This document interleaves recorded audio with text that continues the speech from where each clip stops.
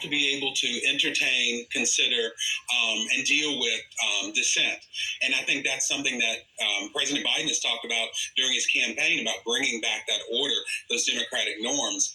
I also believe that, especially with Vice President Harris, one of the issues that she's very passionate about is the gun reform debate.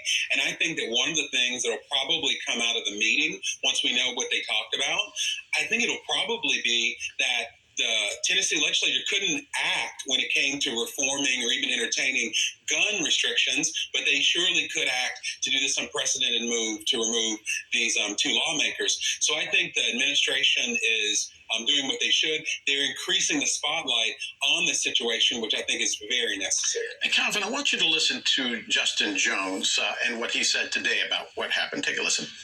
This extreme tactic to expel us and to try to humiliate us has only put a spotlight of the world on Tennessee.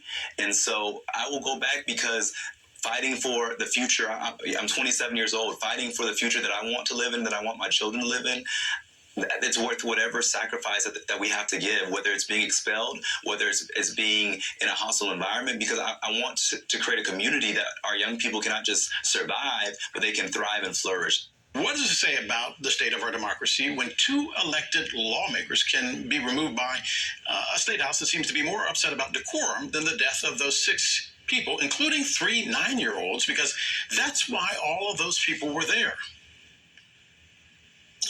I think that's something that we're seeing in Tennessee, and actually is happening in many states across this country, where you have majorities, even super majorities of one party, are trying to dictate not just the agenda of the legislature, which they can make the argument that having the majority allows them to be in control of the agenda, but they are trying to stifle any debate. And who that really hurts are the constituents, because the constituents of these 2 lawmakers' districts, they deserve representation. And even if they elected members who were not of the party that's in the majority, they still have just as much right to be a part of the legislative process and be represented.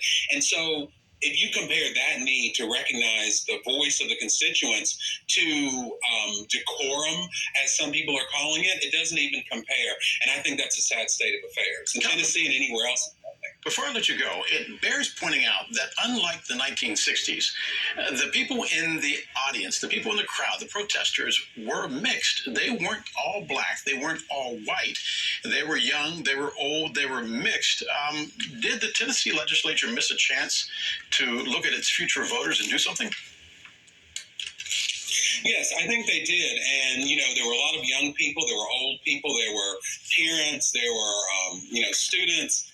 I think on this issue particularly, and given the fact of the horrible tragedy that happened in Nashville, that they missed an opportunity to realize that there may be diverging opinions on how to solve this, but it deserves the attention and it deserves the airing of the different sides, the dissent, the debate. And the fact that they weren't able to seize on that opportunity shows that they need to get their priorities in order. Safe to say it has their attention now. Political analyst Calvin Dark. Calvin, thank you very much.